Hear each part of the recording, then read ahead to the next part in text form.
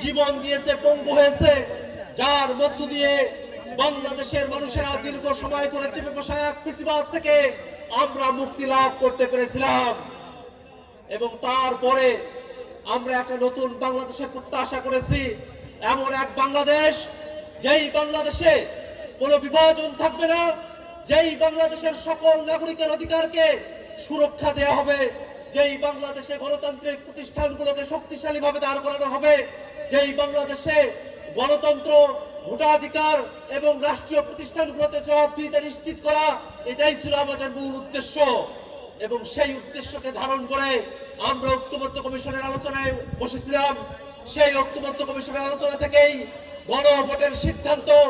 সেই গণভোটে এই কালীগঞ্জের মানুষেরা, গাজীপুরের মানুষেরা, বাংলাদেশের মানুষেরা 70% মানুষ গণভোটে হ্যাঁ পক্ষে অবস্থান নিয়েছে।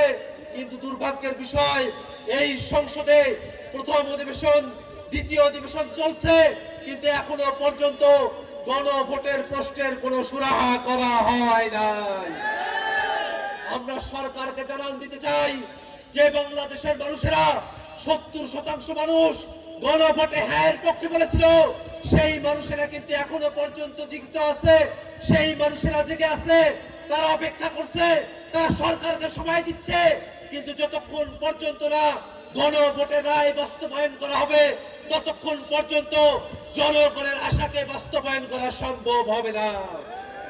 ভাইরা আমার, আমরা এই বাংলাদেশে নানা ধরনের অরাজকতা দেখছি, বিভিন্ন জায়গায় চাঁদাবাজি, ছিনতাই, মাদকের সাম্রাজ্য তৈরি হয়েছে।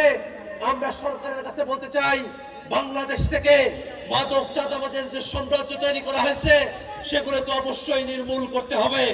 এবং পাশাপাশি আমরা বাংলাদেশে জাতীয় নাগরিক পার্টি এনসিপির একটি মধ্যমপন্থী রাজনীতিকে ছড়িয়ে দেওয়ার কাজ করছি। আমরা এই কালীগঞ্জবাসী এবং গোটা গাজীপুরবাসীকে আহ্বান জানাবো, এনসিপির সাথে থাকুন। এনসিপি শাপলা কলি মার্কা নিয়ে গোটা বাংলাদেশে মধ্যমপন্থী গণতান্ত্রিক যে রাজনীতির সূচনা করেছে, সেই রাজনীতির হাতকে শক্তিশালী করার জন্য আপনাদের সকলের প্রতি উদাত্ত আহ্বান জানিয়ে আমি আমার বক্তব্য এখানে শেষ করছি। ইনকিলাব জিন্দাবাদ।